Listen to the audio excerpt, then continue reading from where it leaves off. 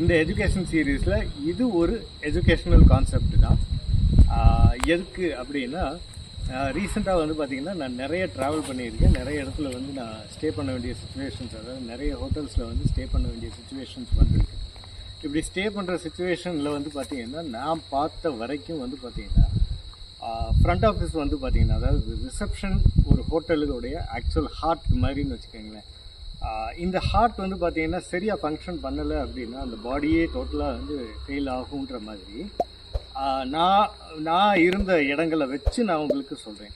நிறைய ப்ராப்பர்ட்டிஸில் வந்து பார்த்திங்கன்னா ரிசப்ஷன் ஸ்டாஃபுக்கு வந்து அந்த வெல்கமிங் ப்ரொசீஜர்னால் என்னன்றதே தெரிய மாட்டேங்குது.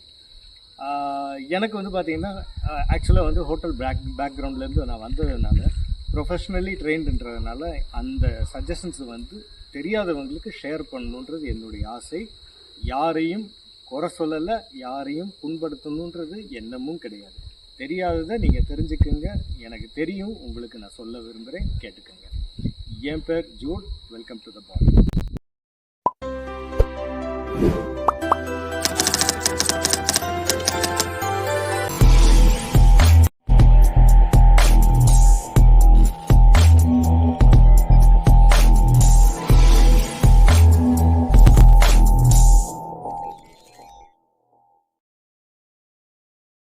இப்போது ரிசப்ஷன் அப்படின்னு எடுத்துக்கிட்டால் ஃபஸ்ட்டு வந்து பார்த்தீங்கன்னா பர்சனாலிட்டி அப்படின்றது ஒரு கான்செப்ட். அதாவது பர்சனாலிட்டின்னா நீங்கள் அழகாக இருக்கணும், நல்ல கலராக இருக்கணும், அது எதுவுமே கிடையாது.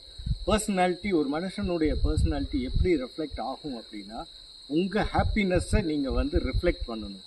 நீங்கள் உங்கள் ஹாப்பினஸ்ஸை எப்படி ரிஃப்ளெக்ட் பண்ணுவீங்க? நீங்கள் வர்ற கெஸ்ட்டுகிட்ட அவங்க ஃபேஸை பார்த்து நீங்கள் சிரித்து நல்ல ஒரு புன்னகையோட, அதாவது ரியலான ஒரு புன்னகையோடு நீங்கள் ஒரு கெஸ்ட்டை வந்து உங்கள் ஹோட்டலுக்குள்ளே வந்து வெல்கம் பண்ணிங்க அப்படின்னாலே அதுவே வந்து பார்த்தீங்கன்னா உங்கள் பர்சனாலிட்டியை வந்து 100 டைம்ஸ் வந்து டாப்பில் கொண்டு போயிடும். இதனால் உங்களுக்கு என்ன ஆகும்னா கெஸ்ட்டுக்கும் உங்களுக்கும் உள்ள டைரக்ட் ரிலேஷன்ஷிப் வந்து ரொம்ப ஈஸி ஆகும். கெஸ்ட்டு வந்து உங்களையே தேடி தேடி வர்ற மாதிரி இருக்கும். நெக்ஸ்ட் டைம் வந்து அவங்க புக் பண்ணுறப்போ கூட உங்கள் பேரை ஏற்கனவே கேட்டு தெரிஞ்சு வச்சு உங்கள் நேமை கேட்டு அவங்க இருக்காங்களா இல்லையா அப்படின்னு சொல்லி அவங்க அதாவது அடுத்த ஆள்கிட்ட பேசுகிறப்போ உங்கள் நேமை கேட்டு உங்கள்கிட்ட தான் வந்து அவங்க பேச விரும்புவாங்க. ஸோ இந்த ரிலேஷன்ஷிப் இருக்கு இல்லையா, இந்த ரிலேஷன்ஷிப் வந்து அதோட முடியாது. நீங்கள் ஒன்ஸ் வந்து இண்டஸ்ட்ரியை விட்டு வெளியே வந்தால் கூட சில ஃப்ரெண்ட்ஷிப்லாம் வந்து ரொம்ப லாங்காக வந்து கண்டினியூ ஆனதெல்லாம் நிறைய இருக்குது. எக்ஸாம்பிள் ஏன்டி வந்து இன்னும் வந்து ஹோட்டல் இண்டஸ்ட்ரியிலுடைய ஃபீல்ஸ், அதாவது நான் அங்கே வந்து ஃப்ரெண்ட்ஸ் எனக்கு கிடைச்சாங்க, கெஸ்ட்டே எனக்கு ஃப்ரெண்ட் ஆனாங்க. அவங்க கூட இன்னமும் வந்து எனக்கு ஒரு ப்ராப்பர் ரிலேஷன்ஷிப்பும் ஒரு கம்யூனிகேஷன் இருந்துக்கிட்டு தான் இருக்குது. ஸோ இது வந்து பார்த்திங்கன்னா உங்களுக்கு ஃப்யூச்சரில் பெனிஃபிட்டபுளாக இருக்கும். சரி, இப்போது இது வந்து உங்கள் கரியருக்கு மட்டும். அது உங்கள் ஹோட்டலை எப்படி வந்து டேமேஜ் பண்ணுது அப்படின்றதையும் காட்டுறேன். நீங்கள் நெகட்டிவாக நடந்துக்கிட்டால் அந்த கெஸ்ட்டுக்கு வந்து ஹாப்பினஸ் இருக்காது. ஹோட்டலில் வந்து இருக்கக்கூடிய சின்ன சின்ன விஷயங்கள் கூட அதை பெரிய விஷயமாக வந்து எடுத்து சொல்லி அதை பற்றி நெகட்டிவ் ரிமார்க்ஸ் கொடுத்து அது வந்து பார்த்திங்கன்னா மேனேஜ்மெண்ட்டுக்கு ஒரு சாட்டிஸ்ஃபேக்ஷன் ஆயிரும், கெஸ்ட்டுக்கும் ஒரு சாட்டிஸ்ஃபேக்ஷன் ஆயிரும். அதே மாதிரி உங்களையும் வந்து ஒரு என்ன சொல்ல, ஒரு மனநிலை வந்து அப்படியே ஒரு மாதிரி வேவரிங்காகவே வச்சுக்கிட்டே இருக்கும். காரணம் என்ன அப்படின்னா உங்கள் ரிஃப்ளெக்ஷன் வந்து கான்ஸ்டண்ட்டாக இல்லை அப்படின்றது தான். ஸோ இதனால் நீங்கள் என்ன செய்யணுன்னா எப்பயுமே ப்ளசண்ட்டாக இருங்க. எப்பயுமே எல்லா மனுஷனுக்குமே ப்ராப்ளம்ஸ் இருக்குது. ஆனால் அந்த ப்ராப்ளம்ஸ் வந்து நீங்கள் வீட்டை விட்டு வெளியே வந்துட்டிங்கன்னா அங்கே விட்டுறணும். ஹோட்டலில் அதாவது உங்கள் டியூட்டிக்கு வந்துட்டிங்கன்னா இங்கே இருக்கிறத தவிர வேறு எந்த டிஸ்டர்பன்ஸும் வந்து உங்களை வந்து உங்கள் வேலை வந்து வரவே கூடாது, உங்கள் பாத்தில் வந்து வரவே கூடாது. ஸோ நீங்கள் வந்து என்ன பண்ணணும், ஃப்ரண்ட் ஆஃபீஸில் வந்து இருந்தீங்க அப்படின்னா உங்களுடைய கவனம் ஃப்ரண்ட் ஆஃபீஸில் வரக்கூடிய கெஸ்ட்டை எப்படி ஹேண்டில் பண்ணணும் அது மட்டுமே தான் இருக்கணும். நான் வந்து என்னுடைய லைன் ஏர்லி 93s அந்த டைமில் வந்து நான் ஹோட்டல் ஃபீல்டுக்குள்ளே வர்றப்போ நான் ஒர்க் பண்ண ஒரு பெரிய ஹோட்டல், அங்கே தான் வந்து எனக்கு ட்ரைனிங் ப்ளஸ் அங்கேயே எம்ப்ளாய்மெண்ட் ஸ்டார்ட் ஆச்சு. அந்த ஹோட்டலில் வந்து பார்த்திங்கன்னா ரிசப்ஷன் எடுத்துக்கிட்டால் ஒரு நல்ல லாங், கிட்டத்தட்ட ஒரு 10 feet வந்து லெங்க் இருக்கும் அந்த ரிசப்ஷனே. அப்போ வந்து பார்த்திங்கன்னா ஒரு கேஷியர் இருப்பாங்க, ஒரு எஃப்ஓஏ இருப்பாங்க. கேஷியர் வந்து ஒன்று எஃப்ஓஇயாக இருப்பார், இல்லாட்டி எஃப்ஓஎஸ்ஸாக இருப்பார். ஸோ கேஷ் வந்து அவங்க ஹேண்டில் பண்ணுறாங்கன்னா அவங்க தான் வந்து சூப்பர்வைசரோ இல்லாட்டி எக்ஸிக்யூட்டிவ் ரேங்கிங்கில் வந்து இருப்பாங்க. அவங்களுக்கு கீழே வந்து பார்த்திங்கன்னா ஒரு ஃப்ரண்ட் ஆஃபீஸ் அசிஸ்டண்ட், அதாவது எஃப்ஓஏன்னு சொல்கிறோம்.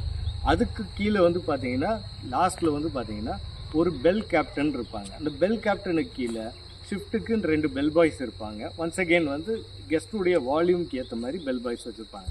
சில டைம் ஹோட்டல் ஃப்ரீயாக இருக்குன்னா ஒரு பெல் பாய் தான், ஒரு பெல் கேப்டன் இருப்பாங்க.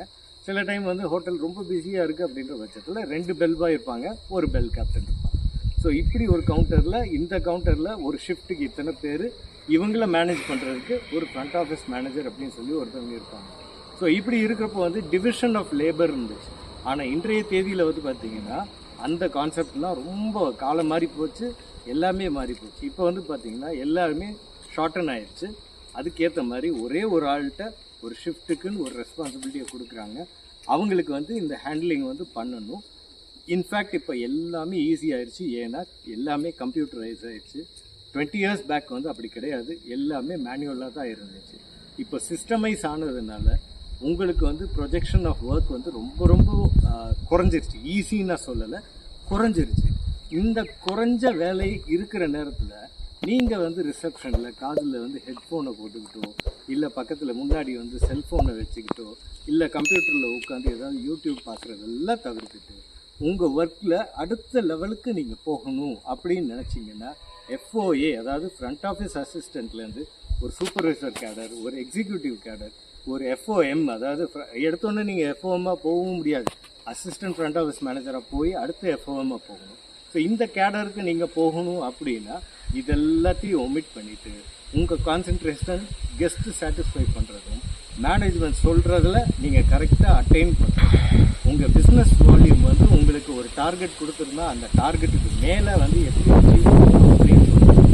கெஸ்ட்டுடைய கம்யூனிகேஷன், அதாவது ஃபாலோ அப், இமெயில் அனுப்புறது, ஃபோன் கம்யூனிகேஷன், இந்த மாதிரி இதை வந்து கண்டினியூட்டியை நீங்கள் வந்து மெயின்டைன் பண்ண உங்களுடைய பொட்டன்ஷியல் ஆட்டோமேட்டிக்காக வந்து மார்க்கெட் கொடுக்க ஆரம்பிச்சிடும். ஒன்ஸ் நீங்கள் யார் அப்படின்னு சொல்லி இதர ஹோட்டல்ஸில் தெரிய வந்துச்சு, ஆட்டோமேட்டிக்காக வந்து எனக்கு அவர் வேணும், இவர் வேணும் அப்படின்னு சொல்லி உங்கள் மேலே ஒரு ஃபோக்கஸ் வர்றதுக்கான வாய்ப்புகளும் இருக்குது.